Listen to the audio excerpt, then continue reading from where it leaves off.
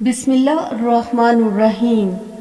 آج ہم جانیں گے سفر معراج کے بارے میں، تو جڑے رہے ویڈیو کے آخر تک۔ اگر نیو ہے تو چینل کو سبسکرائب کر دیں۔ رجب کی 27ویں شب کو اللہ کے پیارے نبی حضرت محمد صلی اللہ علیہ وآلہ وسلم کو معراج کا شرف عطا کیا گیا۔ اگرچہ اس واقعے کے زمان کے بارے میں کئی روایات موجود ہیں، لیکن محققین کی تحقیق کے مطابق یہ واقعہ ہجرت سے 3 سال قبل پیش آیا، یعنی 10ویں سال بعثت کو۔ جناب ابو طالب کی وفات کے بعد یعنی بعثت کے 10ویں سال کو واجب ہو گئی، تو 5 وقت کی نماز اس معراج کی رات امت پر واجب ہو گئی تھی۔ منقول ہے کہ اس دن کفار نے آپ صلی اللہ علیہ وآلہ وسلم کو بہت ستایا، تو آپ صلی اللہ علیہ وآلہ وسلم اپنی چچا زاد بہن ام ہانی کے گھر تشریف لے گئے اور وہاں آرام فرمانے لگے۔ ادھر اللہ کے حکم سے حضرت جبرائیل علیہ السلام 50,000 فرشتوں کی بارات اور براق لے کر نبی آخر الزمان صلی اللہ علیہ وآلہ وسلم کی خدمت میں حاضر ہوئے اور عرض کیا کہ اے اللہ کے رسول، آپ کا رب آپ سے ملاقات کرنا چاہتا ہے۔ چنانچہ سوئے ہوئے عرش سفر کی تیاریاں ہونے لگی۔ سفر معراج کا سلسلہ شروع ہونے والا تھا کہ نبی رحمت کی بارگاہ میں براق حاضر کیا گیا، جس پر حضور اکرم صلی اللہ علیہ وآلہ وسلم کو سوار ہونا تھا، مگر اللہ کے پیارے محبوب نے کچھ توقف فرمایا۔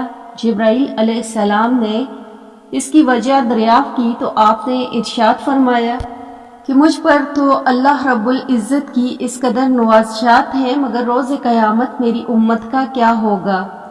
میری امت پل صراط سے کیسے گزرے گی؟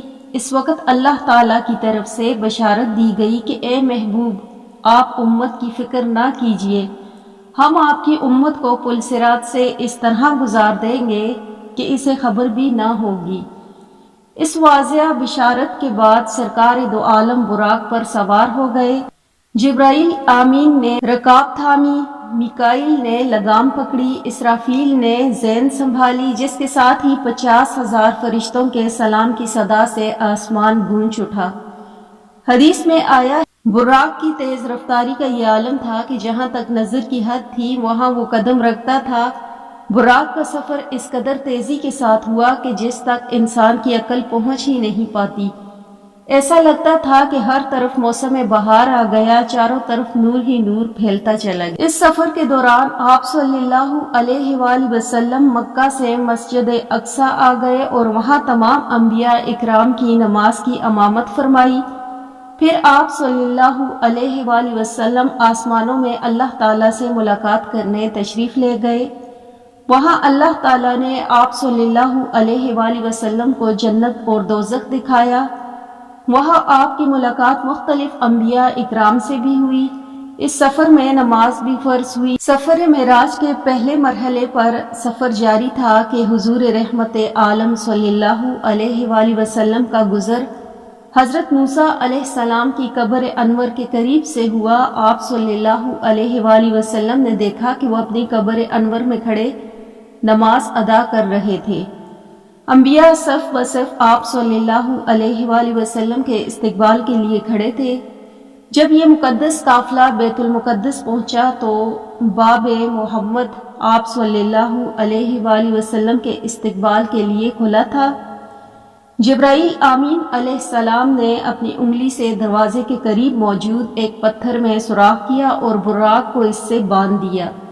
پھر آپ صلی اللہ علیہ وآلہ وسلم بیت المقدس میں داخل ہوئے تو تمام انبیاء اکرام علیہ السلام آپ صلی اللہ علیہ وآلہ وسلم کی تعظیم، اکرام اور احترام میں منتظر تھے۔ انہیں حضور صلی اللہ علیہ وآلہ وسلم کی امامت میں نماز پڑھنے کا شرف حاصل ہوا۔ انبیاء حضور صلی اللہ علیہ وآلہ وسلم کی اقتداء میں نماز ادا کر کے ادب و احترام مصطفیٰ صلی اللہ علیہ وآلہ وسلم سے مشرف ہو چکے تو آسمانی سفر کا آغاز ہوا، اس لیے کہ ہر زمینی عظمت حضور صلی اللہ علیہ وآلہ وسلم کے قدموں کا بوسہ لے چکی تھی۔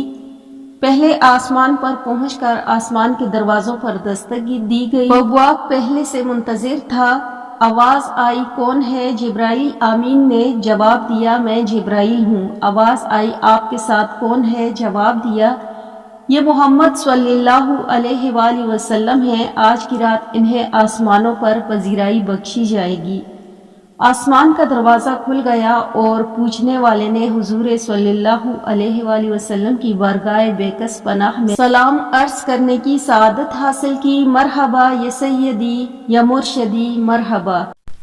फिर आप सल्लल्लाहु अलैहि वसल्लम आसमानों की तरफ बढ़े और जब आसमान दुनिया पर आए तो दरवाज़ा खटखटाया। आवाज़ आई कौन? जिब्राइल आमीन ने कहा जिब्राइल। फिर कहा गया आपके साथ कौन है? उन्होंने फरमाया मोहम्मद मुस्तफ़ा सल्लल्लाहु अलैहि वसल्लम हैं। फिर पूछा गया क्या इन्हें बुलाया गया है? जिब्राइल अलैहिस्सलाम ने कहा हाँ। आवाज़ आई खुश आमदीद, कितना अच्छा आने वाला आया है। रहमत आलम सल्लल्लाहु अलैहि वसल्लम की मुलाकात हज़रत आदम अलैहिस्सलाम से हुई। इन्हें बताया कि ये आपकी जलीलुल कदर फर्जंद हैं, ख़तमुल मुरसलीन हैं, यही हज़रत मोहम्मद सल्लल्लाहु अलैहि वसल्लम है। आकाए दो जहां सल्लल्लाहु अलैहि वसल्लम ने दादा जान कहकर आदम अलैहिस्सलाम की बारगाह में सलाम इरशाद फरमाया। हज़रत आदम अलैहिस्सलाम ने सलाम का जवाब भी अर्ज़ किया और अपने अजीम फर्जंद को दुआओं से भी नवाजा।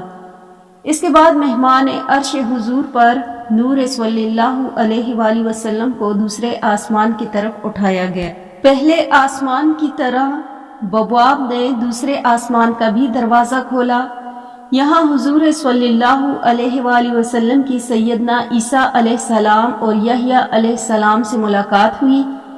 इस यादगार मुलाकात और आसमान की मलकूती मुशाहिदात के बाद आप सल्लल्लाहु अलैहि वसल्लम को तीसरे आसमान की तरफ उठाया गया। तीसरे आसमान पर हुजूर सल्लल्लाहु अलैहि वसल्लम की मुलाकात सैयदना यूसुफ अलैहिस्सलाम से कराई गई। तीसरे आसमान के मुशाहिदात नूरानी के बाद हुजूर सल्लल्लाहु अलैहि वसल्लम को चौथे आसमान पर पहुंचाया गया। चौथे आसमान पर ताजदार कायनात सल्लल्लाहु अलैहि वसल्लम की मुलाकात हज़रत इदरीस अलैहिस्सलाम से कराई गई। इस तरह हुजूर सल्लल्लाहु अलैहि वसल्लम सफ़रे मेराज तय करते हुए पांचवें आसमान पर पहुँचे तो वहाँ हज़रत हारून अलैहिस्सलाम से मुलाकात हुई। छठे आसमान पर हुजूर सल्लल्लाहु अलैहि वसल्लम की मुलाकात सैयदना मूसा अलैहिस्सलाम से हुई। हज़रत मूसा अलैहिस्सलाम के चश्मान मुकद्दस अश्कबार हो। हुजूर सल्लल्लाहु अलैहि वसल्लम की अज़मत और इफ़्फ़त को देखकर रश के आंसू छलक पड़े। आपकी ज़ुबान अक़दस से बेख्तियार निकला कि खुदा वो बरगज़ीदा रसूल हैं जिनकी उम्मत को मेरी उम्मत पर शर्फ अता किया गया। मेरी उम्मत पर जैसे बुजुर्गी अता हुई ये वही रसूल बरहक हैं जिनकी उम्मत को मेरी उम्मत के मुकाबले में कसरत के साथ जन्नत में दाखिल किया गया। मेहमान जी हश्म हुजूर रहमत आलम सल्लल्लाहु अलैहि वसल्लम की मुलाकात सातवें आसमान पर हज़रत इब्राहीम अलैहिस्सलाम से हुई। इसके बाद हज़रत मोहम्मद सल्लल्लाहु अलैहि वसल्लम जो तख्लीक में वाहिद हस्ती हैं जिब्राईल आमीन के साथ सिदरतुल मुंतहा तक का सफ़र किया। इस मकाम पर अल्लाह ताला ने इंसानों को 5 नमाजों का तोहफा इनायत फरमाया। महराज का वाक़या जिस रात पेश आया, इस रात रसूलुल्लाह सल्लल्लाहु अलैहि वसल्लम अपने चचाजाद बहन उम्मे हानी के घर मुकीम थे। आपने ये बात लोगों को बताई तो सब ने इसे हल्का लिया और मुशरिकीन ताना देने लगे कि रसूलुल्लाह रातों रात आसमान गए। सब ने तरदीद की। फिर जब लोगों ने हज़रत अबू बकर सदीक रज़ी अल्लाह ताला अन्हो को इस वाक़े के मुतालिक आगाह किया तो अबू बकर सदीक रज़ी अल्लाह ताला अन्हो ने फ़ौरन तस्दीक करते हुए कहा कि क्या ये बात रसूलुल्लाह सल्लल्लाहु अलैहि वसल्लम ने बताई है? लोगों ने कहा कि हाँ बिल्कुल। अबू बकर सदीक रज़ी अल्लाह ताला अन्हो ने कहा कि रसूलुल्लाह सल्लल्लाहु अलैहि वसल्लम ने बताई है, फिर तो सच है।